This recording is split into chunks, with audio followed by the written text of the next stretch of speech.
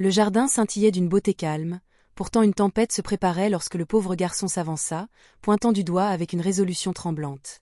Le millionnaire se figea près du fauteuil roulant de sa fille, choqué tandis que les chuchotements larmoyants de l'enfant s'en mêlaient à la voix audacieuse du garçon.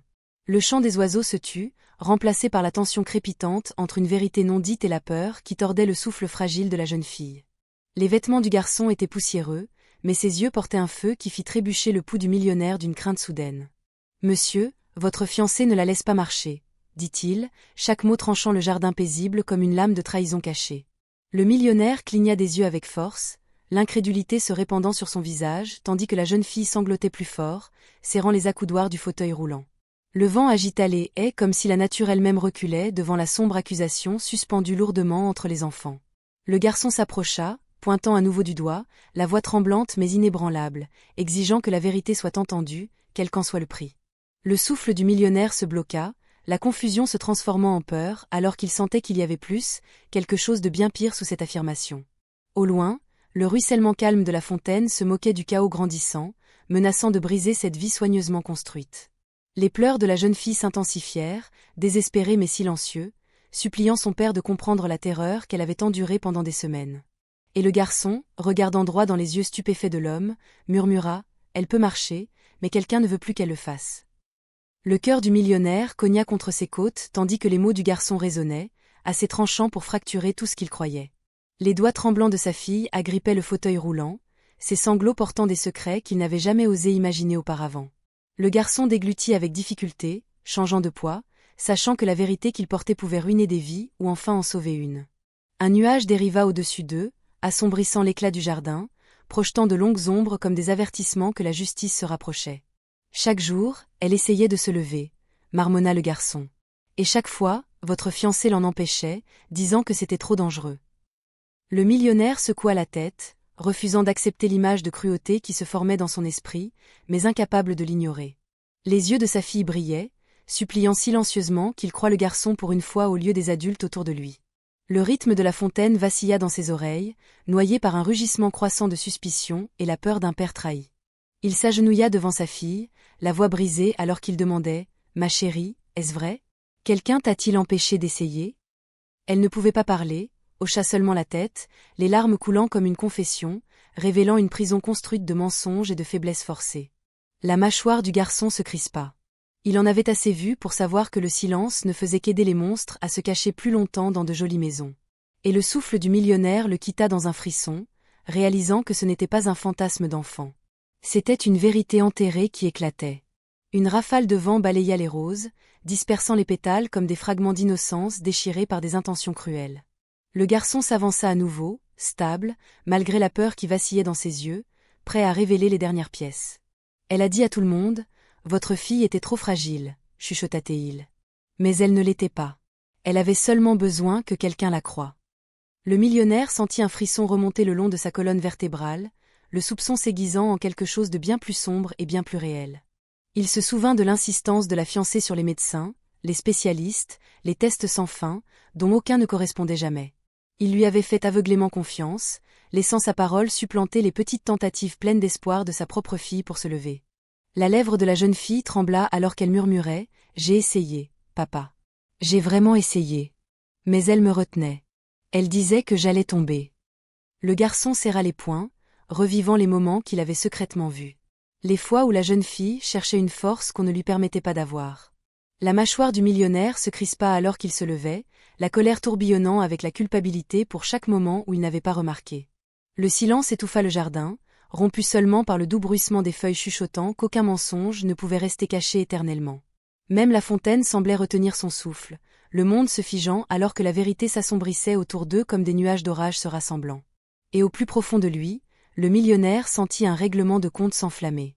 Quelqu'un en qui il avait confiance avait franchi une ligne qu'aucun pardon ne pouvait effacer. Le garçon n'hésita qu'une seconde avant de révéler le moment où tout avait changé, le moment où il sut qu'il devait parler. « Je l'ai vue se lever », dit-il doucement. « Là-bas, près de la fontaine. Elle a fait 3 pas avant que votre fiancé ne lui crie dessus. » Les mains du millionnaire tremblèrent, la fureur mijotant sous sa peau alors qu'il imaginait le triomphe volé des pas courageux de sa fille. « Elle lui a dit qu'elle se briserait les os », continua le garçon, et elle l'a attrapé par l'épaule si fort que la jeune fille a pleuré de douleur. Le gémissement de la jeune fille le confirma, sa tête s'abaissant alors que le souvenir se frayait un chemin de retour dans son esprit tremblant. Le millionnaire recula en titubant, trahi, son monde basculant alors que le doute fondait en une vérité indéniable, tranchante comme du verre brisé.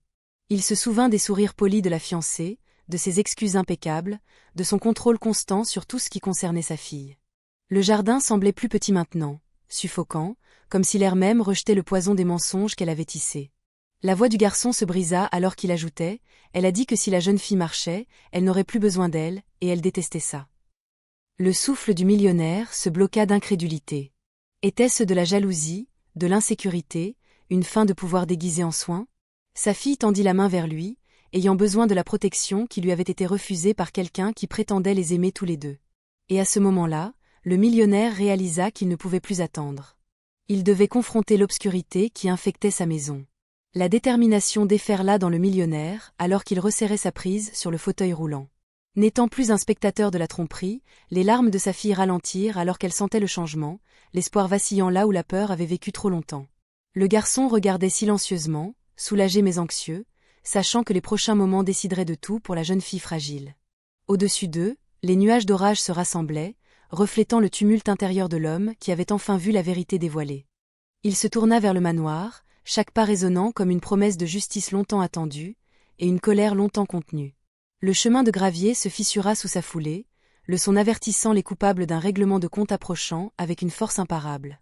Le garçon suivit derrière, prêt à affronter quelle que soit la tempête qui éclaterait, parce que la loyauté exigeait du courage dans les moments les plus sombres. La jeune fille s'accrocha à la manche de son père, chuchotant « S'il te plaît, ne me laisse plus avec elle. J'ai peur, papa. » Sa poitrine se serra douloureusement, la culpabilité le brûlant alors qu'il s'agenouillait et jurait « Plus jamais. Je ne la laisserai pas te faire du mal. » Le jardin frissonna avec le vent qui se levait, comme si la nature elle-même se préparait à la confrontation sur le point d'éclater à l'intérieur. Le garçon expira lentement, sachant que le soulagement ne viendrait que lorsque le millionnaire se tiendrait enfin devant la femme responsable. Et ensemble, ils avancèrent vers la vérité, vers la justice, et vers le dévoilement du plus sombre secret de la fiancée. Les portes du manoir se dressaient devant eux, lourdes et silencieuses, dissimulant la femme dont les mensonges avaient tordu le monde fragile d'une enfant. Le millionnaire poussa le fauteuil roulant en avant, chaque tour de roue résonnant plus fort que la chute lointaine de la fontaine. À l'intérieur, l'air semblait plus froid, comme si les murs eux-mêmes se souvenaient de chaque mot cruel prononcé à huis clos. Le garçon suivit de près, son cœur battant, sachant que la vérité qu'il portait était sur le point d'entrer en collision avec un déni impitoyable.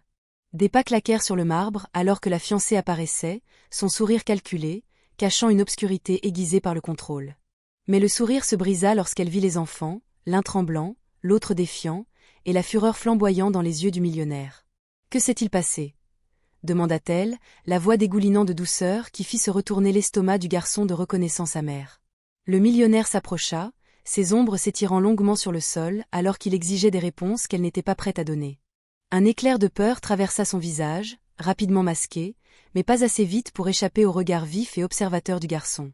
La jeune fille serra plus fort la manche de son père, tremblant alors que les souvenirs de main dure et de courage volé revenaient la griffer. Le silence s'épaissit, pesant sur eux tous, attendant le premier mot qui briserait le masque fragile qu'elle portait. Et le millionnaire, la voix tremblante de rage contenue, demanda finalement « Pourquoi avez-vous empêché ma fille de marcher ?» La fiancée se raidit, les pupilles se rétrécissant, sa façade soigneusement construite se fissurant sous le poids de l'accusation. Elle ouvrit la bouche, mais aucune excuse ne se forma, son silence trahissant plus de vérité qu'aucun mensonge qu'elle aurait pu fabriquer. Le garçon s'avança, la voix ferme malgré le tremblement de ses mains, prêt à exposer tout ce qu'il avait vu. « Elle a essayé de marcher, dit-il. Mais vous l'avez repoussée à chaque fois. Parce que vous la vouliez impuissante. » Le visage de la femme se tordit, la peur se transformant en colère alors qu'elle sifflait « Ce n'est pas vrai. Il ment. Il veut de l'attention. » Mais la jeune fille sanglota, secouant désespérément la tête, la vérité se déversant de ses yeux, même si sa voix restait piégée. La mâchoire du millionnaire se crispa, le poids de la trahison l'écrasant alors qu'il fixait la femme à qui il avait presque fait confiance pour tout. Il se souvint des bleus qu'elle avait écartés comme des accidents, des tremblements qu'elle avait attribués aux nerfs, du silence qu'elle avait imposé à sa fille. La pièce devint plus froide, comme si le manoir lui-même reculait, devant le poison qui coulait de sa fausse innocence. Le garçon inspira brusquement et ajouta « Je l'ai vue marcher. Je l'ai vu sourire jusqu'à ce que vous l'attrapiez et l'effrayiez à nouveau. Le souffle de la fiancée s'accéléra, la panique montant alors que chaque mensonge se dénouait, la laissant exposée dans la lumière crue de la vérité. Et le millionnaire murmura finalement, la voix brisée, « Vous lui avez fait croire qu'elle était brisée juste pour garder le contrôle. » Le masque de la fiancée se brisa complètement, révélant le désespoir tordu qui mijotait juste sous son extérieur poli. Elle recula d'un pas, les yeux cherchants comme si elle cherchait une échappatoire. Mais la vérité avait déjà fermé toutes les portes autour d'elle. « Je la protégeais », s'écria-t-elle, bien qu'elle-même semblait incertaine des mots qui se déversaient de ses lèvres tremblantes. Le millionnaire secoua lentement la tête, la trahison coupant plus profondément que la lame de n'importe quel ennemi, parce qu'elle vivait à l'intérieur de sa confiance. La voix de la jeune fille se libéra enfin, fragile, mais dévastatrice. « Tu as dit que papa arrêterait de m'aimer si je marchais seul. » Le garçon tressaillit au souvenir parce qu'il avait entendu le même chuchotement cruel résonner à travers le jardin une fois auparavant. Le millionnaire se figea, le souffle volé par l'horreur de ces mots, son cœur se fissurant sous le poids de la douleur de sa fille. « Ce n'est pas vrai, chuchota Théil, s'agenouillant près d'elle.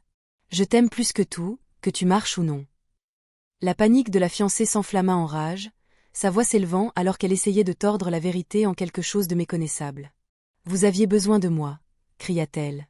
« Si elle pouvait marcher, vous m'auriez écarté. Vous vous éloignez déjà. » Le tonnerre gronda dehors, secouant les fenêtres comme si le monde lui-même jugeait sa confession désespérée et égoïste. Et le millionnaire se leva lentement, les yeux froids comme l'acier hivernal, voyant enfin la femme qu'il avait failli épouser pour ce qu'elle était vraiment.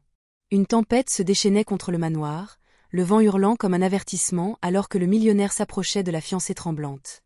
Sa voix était glaciale lorsqu'il dit « Vous avez volé sa force. Non pas parce qu'elle était faible, mais parce que vous craignez de perdre le contrôle. » La fiancée recula, les larmes traçant du mascara comme des rivières noires, sculptées par la culpabilité, la peur et une illusion brisée.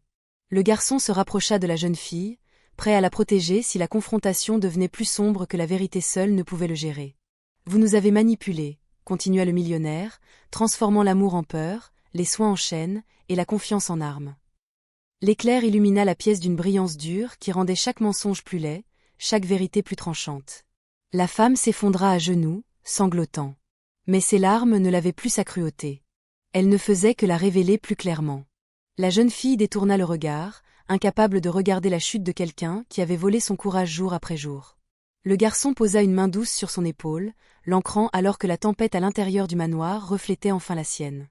Le millionnaire expira, le tremblement revenant dans sa voix alors que la colère s'estompait, remplacée par le chagrin pour les dommages causés. « Vous ne vous approcherez plus jamais de ma fille, » dit-il, chaque mot final, inébranlable, forgé dans le feu de la vérité.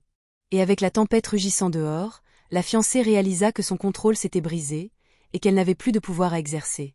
Le lendemain matin se leva tranquillement, la lumière du soleil perçant les restes de la tempête comme l'espoir déchirant la peur longtemps retenue. Le millionnaire guida sa fille vers le jardin, le même endroit où la vérité s'était d'abord frayé un chemin vers la lumière. Le garçon marchait à côté d'eux, offrant un soutien silencieux alors que la jeune fille fixait la fontaine, la scène de son triomphe volé. « Es-tu prête ?»